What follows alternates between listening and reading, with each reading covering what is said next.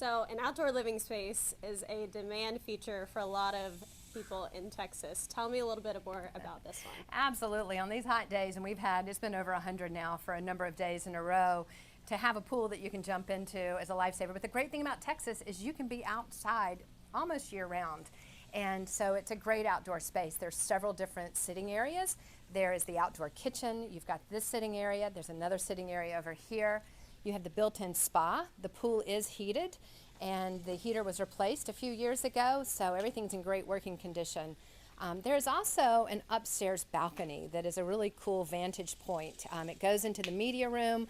It has stairs leading down to the pool, which is a really nice feature. You can sit up there, have your cup of coffee in the morning, your glass of wine in the afternoon, watch the kids play, but you can get down and have access to the pool really quickly. There's also a bathroom here, so there's a half bath there, so the kids don't have to come in and out of the house to use the bathroom. There's one right there with easy access.